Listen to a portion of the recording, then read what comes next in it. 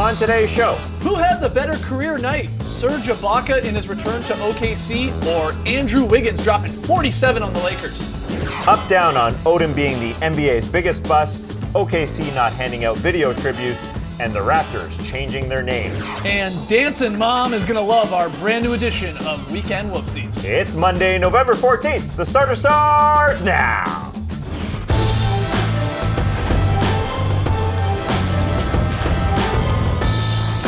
Good evening, Sweet World, and welcome to The Starters. Whether you're listening to the podcast, joining us live right now on NBA TV, or a little bit later on YouTube, we're happy to have you. I'm Jay Skeets, and alongside me, as always, that's Tass Mellis. Someone have a case of the Mondays?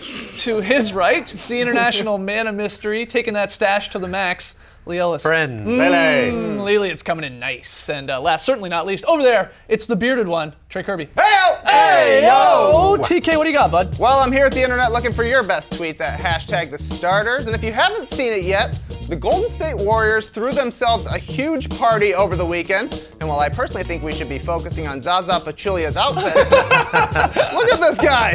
Going to the country club after, buddy? All anyone can talk about is the Warriors' super villains balloons. According to Steve Kerr, this was Steph Curry's idea.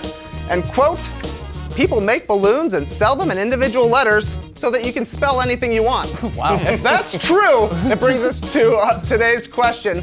What other balloon parties should a team throw?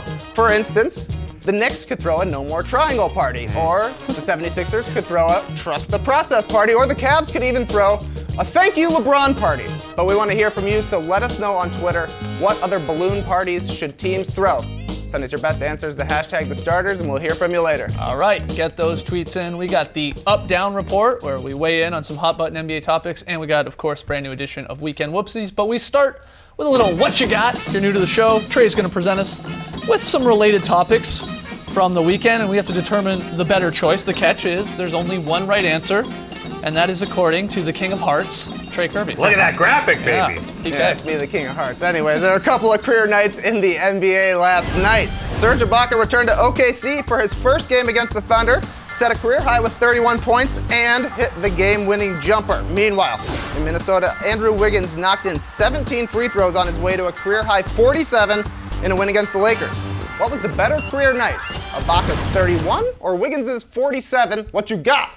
Wow. 47 is incredible, but it was Serge Ibaka. That is what revenge game dreams are made of. You played 7 years there. You were the third fiddle. You often wanted more of a role on offense. It didn't come behind Kevin Durant and Russell Westbrook. Then you get the game-winning play called for you. Right. It's ran for you. Frank Vogel says, all right, we got a decoy. Evan Fournier, this is what we're going to do. They think you're going to get the ball. Serge is going to get the ball. He's going to power up, ball fake. You don't see Serge Ibaka do this very often. That's a huge night for Serge. Yeah, it's hard to go past that because it was such an important, emotional night for Serge Ibaka. But 47 from Andrew Wiggins, we are starting to see what this guy really is all about. He's teased us for these first couple of years. He had a career high just last week with 36, right. And we thought, wow, that's pretty impressive. Last night, 47. Okay, it was against the Lakers, but that was an important win for the Wolves because they've started off slowly and they had to get that win. They had a huge lead. The Lakers came back and then Andrew Wiggins came down. And he hit 17 free throws out of 22 attempts. You know, well, that's exciting. You know, I'm going to love a guy who gets the free throw line that often. He loves his free throws. A lot of free throws, but 14 to 21. The mid-range was dropping there. The three-pointers chipped in a couple. This guy right now, he is on fire. And we talked about guys that may not make the All-Star game just because maybe their team's struggling and just because the West is loaded as it is. I picked either Towns or Wiggins, and I'll stand by that. One of these two guys, maybe both of them, may not make the All-Star game, and the numbers are going to be there. Because Wiggins, you're right, Lee, right now he is ranking among the NBA elite at both getting to the rim and also hitting the three-point shot, which is really, really crazy. For a guy that a lot of people had sort of already decided, well, yeah, he was the number one pick, we're already starting to look past him. I think a part of that was Towns and his explosion last year, but he's sort of back in the mix here now saying, no, I'm going to be one of the better two guards in the future here. He's not falling in love with that jump shot, even though it's working. He's making sure that he's getting some good looks inside and using his athleticism and his length to really go and finish around the rim. That's got to be pleasing for Tom Thibodeau. This is the perfect spot for him, being sort of the second guy behind Karl Anthony Towns. He doesn't have the franchise moniker on him and all that pressure because he's not that type of guy. This is the perfect scenario for Andrew Wiggins. I got to go with Serge Ibaka, though, because Andrew Wiggins banked home a 3 before halftime. He laughed. didn't He mean laughed to do about that. it. He did laugh definitely about did. it. Is he going to join the 50-point club this year? I was going to say, I don't think we can count it out that he goes for 40 or 50 again this Yeah, year. That's Definitely. right. And Jump on the Wolves bandwagon now. Yeah, it hasn't started great, but you want to go through okay. these growing pains. Yeah. They may not make the playoffs, but still, this is a team to watch. This was a tough one. What's the answer here, Ibaka or Wiggins? It's got to be Ibaka, like Tess says. This was the ultimate revenge game. But moving on, trade winds are blowing early this season as a couple of All-Stars found their names in the mix. According to Brian Scalabrine, Klay Thompson might be available to a certain team in green, while in Sacramento after a 4-7 start. Rumor has it that this is finally the year DeMarcus Cousins gets moved. What's the juicier trade rumor? Klay Thompson or DeMarcus Cousins? What you got? It's Klay Thompson. No, of course it's not. It's DeMarcus Cousins. Yeah. There's no juice. There's no juice with the Klay Thompson. DeMarcus rumor. could actually No happen. juice? DeMarcus could happen. Yeah. It's We've been saying this for 5 years, though, now. Yeah. But at this point, it's getting old. I'm having trouble watching this team with DeMarcus not leading. This team relies on him, needs him desperately to win basketball games, and to watch him slump around while mixing it in with incredible possessions where he shows incredible skills for a big man. But then he'll go to the bench and put his hands in his head. I watched him in person Halloween night. And the boogie irked me because it was gross to watch how from one possession, he'll take it from three-point line, throw it down on you with the left hand. Amazing. The next possession, just kind of slumping around and not being a leader on that team. That team so desperately needs him. I don't know where you go from here because you're not going to get the value back in return for DeMarcus Cousins. You just opened a new building. How do you trade him? It doesn't really make sense logically, but it's been a very long time. Anything they get back, though, is better than nothing if he walks in 2 years' time. And that's what the Kings have got to be weighing up right now. Right now, his trade value is declining slowly each day because teams just know that he's going to walk. He's not staying there in Sacramento. Yeah. Trade him now while you can. Yeah, whether or not Cousins eventually ever does get traded, the question here is between Klay and DeMarcus, and you got to go with DeMarcus because the Klay one is a joke. Yes. It's a joke. Brian Scalabrine started this rumor on Twitter because he read it on some sort of fake website. He saw that this is what he said. This is what he's come out and said. So it's like, it's completely false. And this is just because the Warriors, even though they're not struggling at all, they're 8-2. People are just looking for anything here. They're like, oh, I don't know, Klay's under 20 points per game. Yeah. We better freak out, even though he's been on fire the last 4 games after starting the season slowly. I mean, he's shooting 57% from the floor, 54% from 3, averaging 23 plus over the last 4. So he's back. He's getting shots. I mean, this one's It's just a coincidence that Scalabrine thinks he would look good in Boston. Oh, yeah, that's very convenient. That's very, very convenient. They didn't trade him 2 years ago when all those rumors came up for Yeah, Kevin Love. for They Kevin go Love, they yeah. go win a championship. Klay is the perfect guy to have besides Steph to be that defensive presence. Kevin Durant's got to worry about the defensive backboards and blocking the rim and protecting the rim, something they don't have with Andrew Bogut. Klay is just a perfect fit there. There's no way he's going anywhere. Yeah, I believe that. All right, what's the correct answer? It's got to be Cousins just being the juicier one, right? Yeah, it's DeMarcus Cousins. Like you guys are saying, Brian Scalabrine found his rumor on a website that said the supermoon is going to kill us.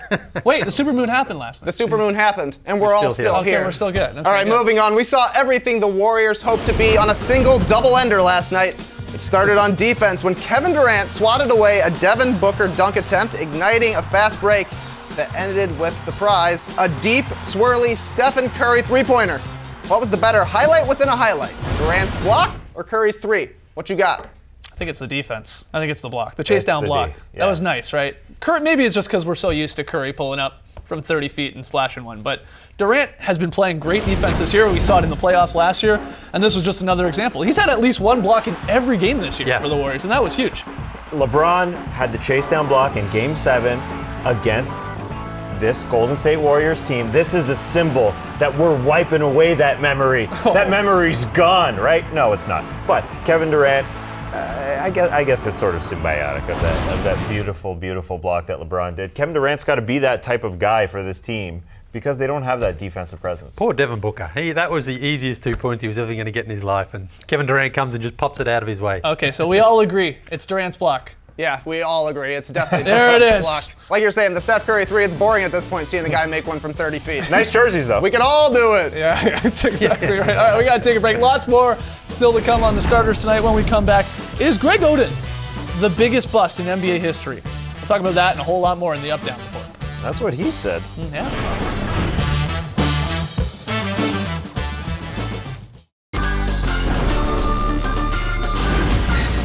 Back with the starters, right into the up-down report where we figure out where the four of us stand on some hot-button NBA topics. We ask you to do the same at home. Jump on Twitter, hashtag the starters, thumbs up, thumbs down. It's as simple as that. Our first one, guys, Greg Oden, the number one pick in the 2007 NBA draft, made headlines last week for calling himself the biggest bust in NBA history.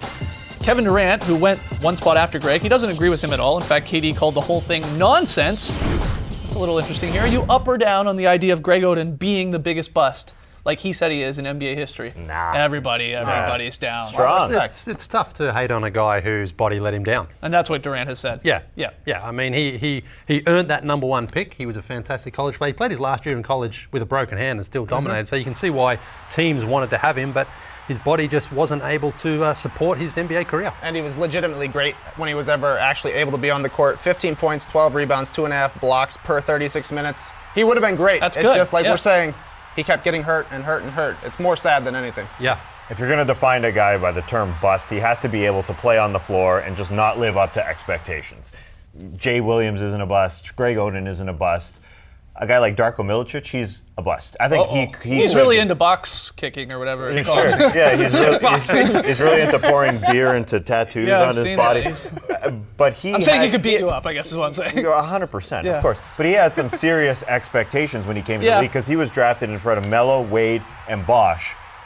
And he impressed everybody in his workout. Joe Dumars absolutely adored watching him. But Joe Dumars wasn't the only one fooled. Everybody was fooled in 2003. Right. And he came onto the scene and just wasn't that good. And if you get drafted in front of those three guys, to me, you're the biggest You bust. do forget, though, that he played nearly 500 games and dragged his career out for 10 years. So, Yeah, he dragged it. yeah, I mean, he wasn't a total Yeah, no, bust. Started 200 games. That's Yeah. why, to me, the guy who's going to go down in history as the biggest bust is Anthony Bennett. It started bad. People were shocked that he was even drafted number one. Then he missed his first 16 shots in the league. He's on his fourth team in 4 years, and he's the first number one pick to ever play in the D-League. It also took him 33 games to ever score double figures, 3 times longer than any number one pick. You don't care that he's only 23 still and could still obviously He's carve out an barely NBA career? a net. He should is the still be problem. in I his- understand. You're Yeah, right. he should still be in his rookie contract. The problem I have with this idea is, were there expectations for Anthony Bennett? I know he got picked number one, but that draft was crazy bad. True. It didn't turn out to be that bad when you have guys in the teens like Giannis Antetokounmpo, Project Steven Adams, CJ McCollum turning out really great. But behind him, the picks were Oladipo, Otto Porter, Cody Zeller, Alex Len. It wasn't a Right. great draft. Then Michael Carter Williams, Rookie of the Year, gets traded. Yeah, it was just an odd. That draft It was a really bad odd. draft, but he was the number one pick. Yeah, That's the sure. number one bad. You get labeled. We're all Pardon, agreeing. Yanni? We're all agreeing for Greg Oden not to be so hard on himself, right? Yeah. That's right. Yeah. You're not a piece of space stage titanium, Greg Oden. Don't be so hard on yourself. All right, moving on here. Shout out to Bob Duca. Last night, the Thunder recognized Serge Ibaka when he returned to OKC as an opponent, but there was no video tribute for the franchise leader in blocks. In fact, according to Josh Robbins of the Orlando Sentinel, the Thunder's team policy is to not show video tributes for any of the ex-players when they come back. Are you up or down on OKC just deciding to never give a video tribute to a player coming back? I'm thumbs down. I'm with it. I would like to know when this became a policy. Was it after Kevin Durant Right. signed with the Golden State Warriors? Because that's really going to be the test. Sam Presti, Definitely true. as the general manager, he was very classy handling how Kevin Durant left, saying, don't hate on him. He had 9 great years here.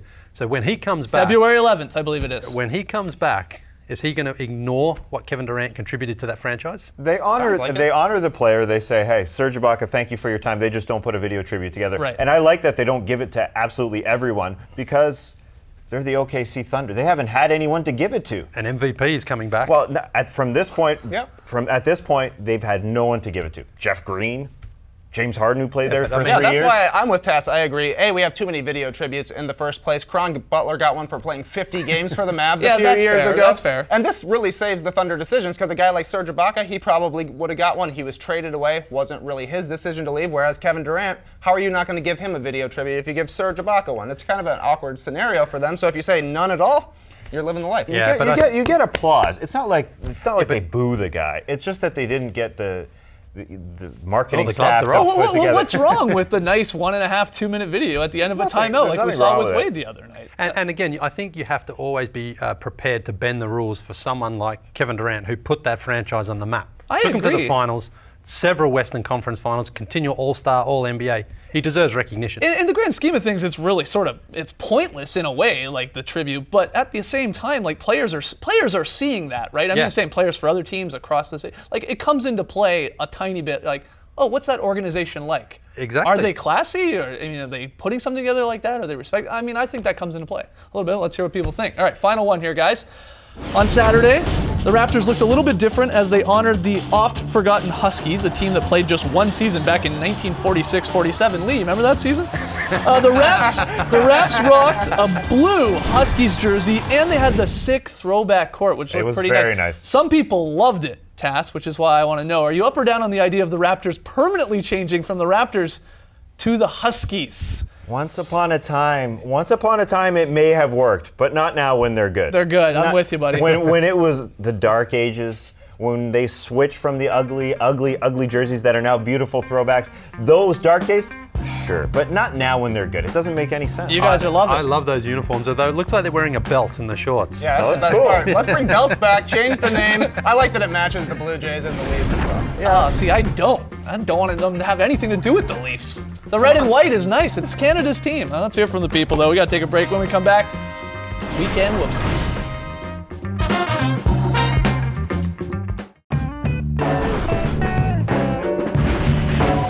Back with the starters, we asked you earlier in the show, what's another balloon party a team should throw? You guys hit us up on Twitter, hashtag the starters. Trey. Yeah, our first one comes from Dylan, but about 1 million people submitted it. The Cavs should throw a Warriors blew a 3-1 lead party. cruel. I didn't know that was coming.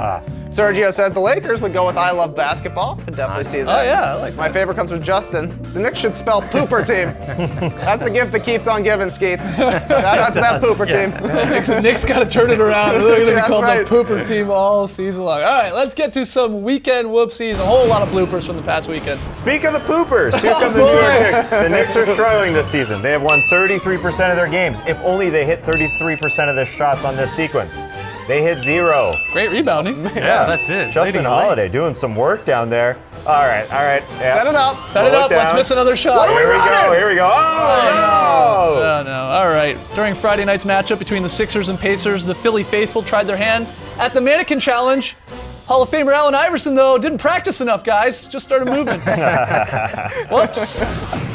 That's a great one. Clippers, Raymond Felton left hanging here. Jamal Crawford with a full about 15-second handshake with Alan Anderson. Raymond just wants a love. No, sorry, bro. Nothing.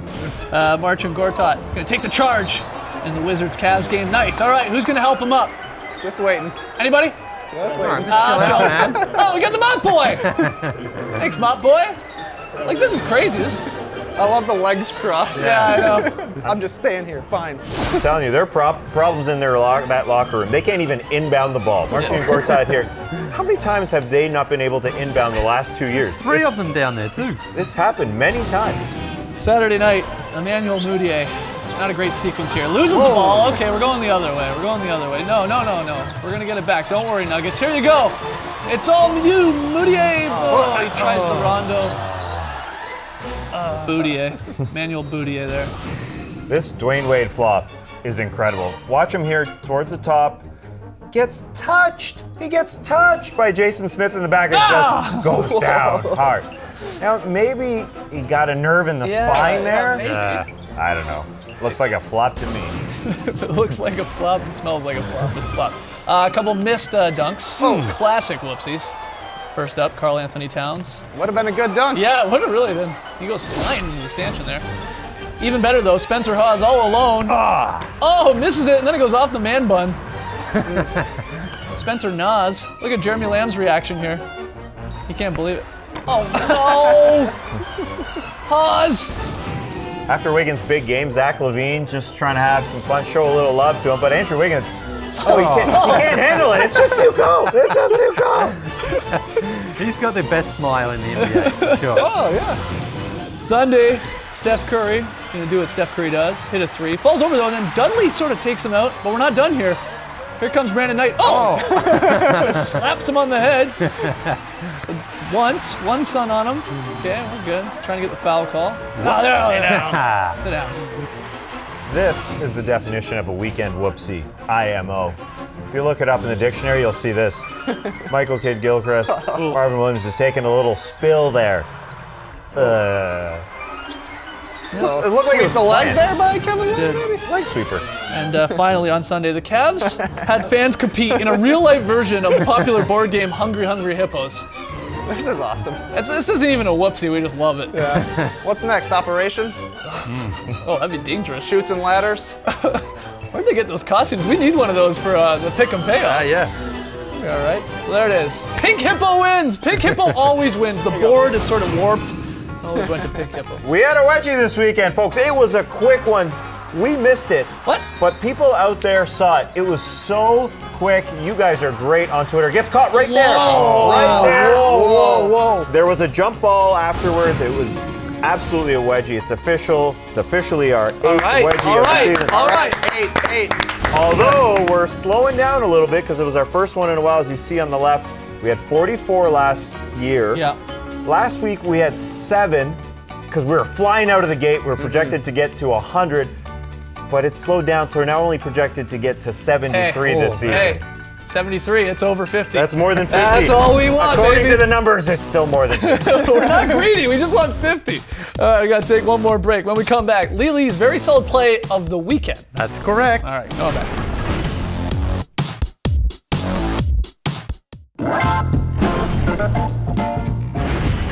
Back with the starters, tonight's pick'em payoff game. It's Thunder at Pistons. We're split on this one. Trey and Tass have Detroit.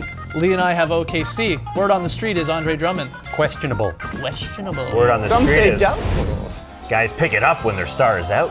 Right. It's Boban time! Where are we going, Lee? We're going back to Friday night for this beauty from Isaiah Thomas. A corker, as Trey said before the show. And look at that beautiful bounce pass through to Kelly Olynyk. Is this a corker? It is, and his man bun's working beautifully. And that's what I call a very solid play. And that stash is Yeah, working beautifully. it's Get looking all good. over that stash watch 2016. Lee raising money for a good cause. Movember.com. Search for him on 3,000. Movember.com. We cracked $1,200 just on the weekend alone. Awesome. Nice. Guys, Wow. we really, really appreciate it. Keep the donations coming. Yes, he looks like Merv. Uncle Merv Hughes. Cool. Why are we showing this? Who knows? we just love Merv. We just love Merv. And we love squeezing things into the show that we couldn't find another spot for, so it's time for the thing we'd really like to squeeze in here. You know when you're in the gym and you just toss up balls like really high, see if they go down? Whoa! That's what Julius Randle did. And it went in. This is in a game. That's a nice touch. Beauty touch. Power forward. Squeezing it in. Having a good season. Good stuff, guys. Tomorrow, it's the Starters Twitter show live on Twitter. It just makes sense. 11 a.m. Eastern on Twitter. Again, where is it? Twitter. Find us. It'll be a lot of fun. Tonight on NBA TV, Sixers, Rockets. Coverage begins at 7:30 with the Auto Trader pregame, so stick around, guys. Thanks for joining us, folks. We will see you tomorrow. And remember, you're always on your way to something better. Brace the night, people.